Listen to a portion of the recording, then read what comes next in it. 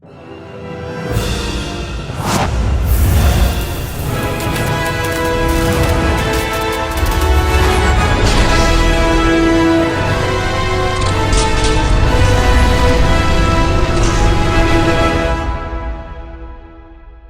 going on, everybody? Welcome back to another video. And in today's video, we're going to be talking about a movie that I got to check out a little bit early, coming to the horror streaming service Shudder on January 12th. And that movie is called Destroy All Neighbors. Directed by Josh Forbes and starring people like Jonah, Alex Winter, Thomas Lennon, Kumail Nanjiani, Randee, and many more. And as I typically like to do anytime I get to check out a movie early, I'd like to say a big thanks to those kind folks over at Shudder for sending me over an early screener.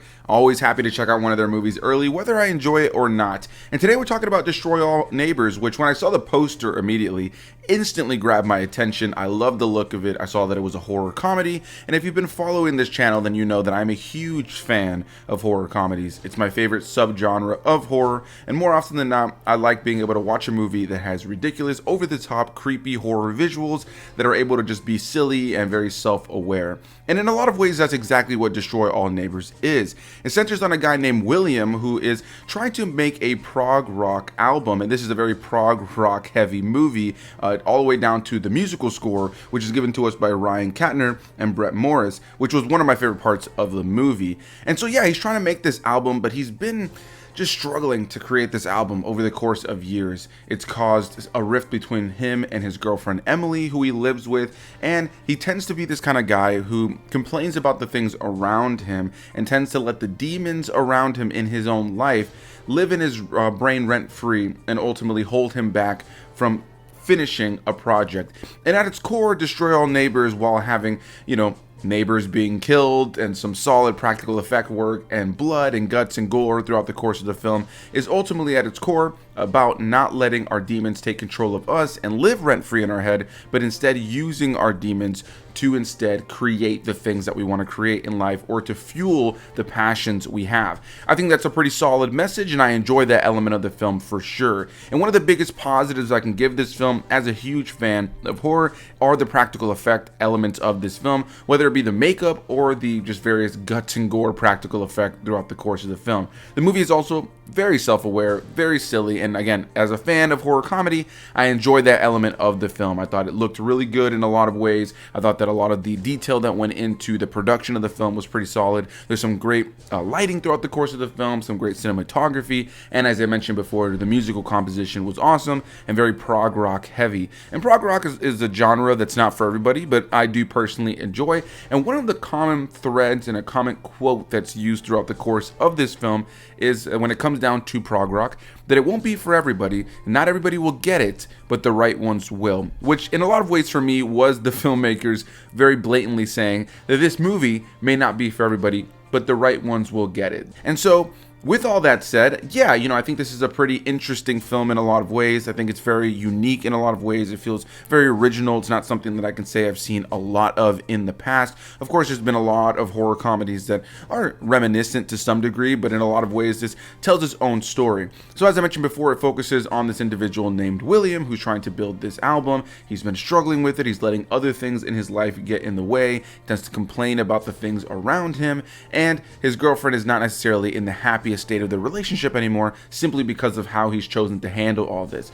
Well, not too long into the film, he gets a new neighbor known as Vlad, who's played by Alex Winter in full prosthetic makeup, and Vlad is incredibly intense, incredibly noisy, and of course this leads to an altercation between the two of them, as he's been a very noisy neighbor, Vlad, and now William finds himself in a situation where some of his neighbors are dying at his hands, but they're not necessarily dying, and I'll leave it at that. I haven't watched the trailer, nor have I read a synopsis ahead of watching this movie, so I don't necessarily know what the trailers show.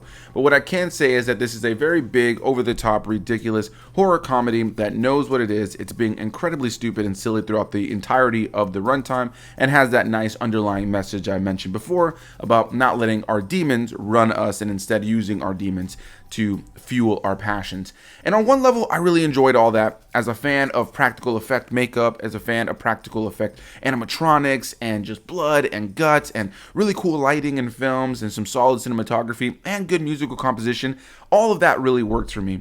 Unfortunately, even though I wanted to start with all my positives, Destroy All Neighbors for me was a chore to get through, if I'm completely and utterly honest.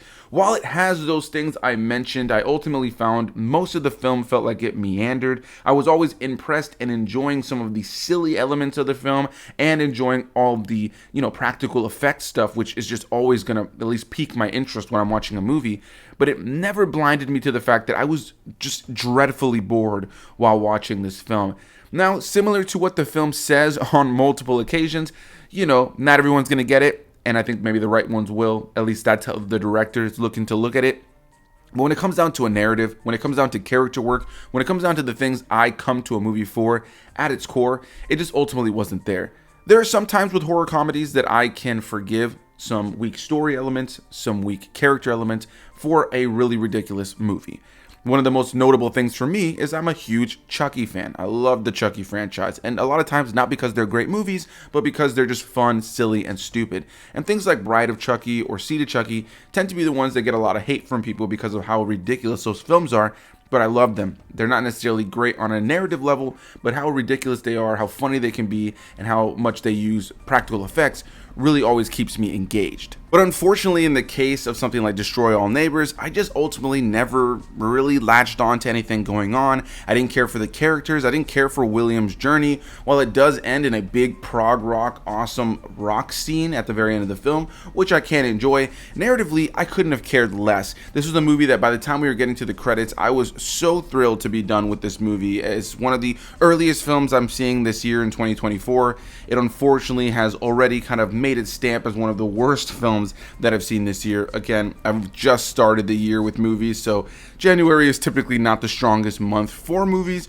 But yeah, I can genuinely say that unfortunately when it comes down to Destroy All Neighbors, it did not work for me. I was not a fan of this movie. I found it to be visually cool in a lot of ways. I found a lot of the, again, practical effects stuff, all the filmmaking elements to be really fun. But narratively, character-wise, I found it to just be a snore fest. I found it to be incredibly boring throughout the course of the runtime. And it's kind of a film that felt, for me, like it hones in or focuses far more on shock value and over-the-top, dialogue and moments to kind of just like get you in and keep you laughing or keep you engaged in the movie. And while some of it was funny, while some of it was engaging, while some of it piqued my interest in moments, it never really made up for the fact that I didn't care about what was going on in the movie. Now, again, similar to what the tagline of the film, I don't know if it's even a tagline, but the quote that's said throughout the film about certain people getting it, the right ones will get it. I'm sure somebody's going to enjoy this film, and I'm sure somebody will be the one who gets it. I don't necessarily feel like I didn't get it. I just feel like it just didn't do anything for me narratively. Again, as a fan of horror comedy, as a fan of prog rock, a lot of the things that are in this film were set up perfectly for somebody like myself, but just narratively, it just did nothing for me. The biggest highlight that I want to give this film are some of the performances that are incredibly committed. You can tell that the cast knows exactly what movie they're in, which ultimately led to the movie feeling, fun and silly in moments. The biggest highlight for sure being Alex Winter as Vlad. I knew he was in the movie, and he makes another cameo as himself, or at least just as Alex Winter, like you see him in the movie, but I didn't know that he was playing Vlad until after I watched the film and looked on IMDb to see that he was actually playing Vlad, this over-the-top obnoxious neighbor who's got this European accent of sorts. And ultimately, I thought he killed it in the role. Really thoroughly enjoyed that element of the film. He was the most fun and exciting part of this film, and you can tell he was having a lot of fun playing this role. And outside of him, there's a few other actors throughout the course of the film that are just hamming it up. And as a fan, again, of horror comedy, ridiculous movies, I can always appreciate when a cast knows what kind of movie they're in and just leans in heavily to those ridiculous ideas and premises. And I can also say that I was genuinely surprised to see some of the big names in here, like Kumail Nanjiani or somebody like Thomas Lennon, who are bigger names. There's also some other familiar faces in here, like Randee Heller from the Karate Kid movies. And so, there was a lot of familiar faces, and some of the bigger ones, I was actually really surprised to see that they got them to sign on for this movie. But yeah, at its core, despite all the good I've said, I just got to lean more into all the negatives I said. Unfortunately, Destroy All Neighbors did not work for me. I found it to be incredibly boring, incredibly bland in a lot of ways, while also being original and creative in other ways. But just narratively and character-wise, the things that bring me back to a movie, it just didn't have it. So I definitely want to hear what you guys have to say, though. Did Destroy All Neighbors work for you? Or were you one of the people who does get it? Whatever the case may be, leave any and all comments down below and let me know if you're a fan of this movie, you're not a fan of this movie. I'm open to all and any different opinions on this film. I look forward to being a part of the discussion down below in the comment section, and I appreciate all of you guys for watching. If you guys want to see more reviews like this, including early reviews for movies that are coming out on Shudder, including some in the future very soon, then definitely go down below and hit that subscribe button, but also hit that like button. Comment your thoughts down below, and I'll see you beautiful people in the next one. Bye-bye.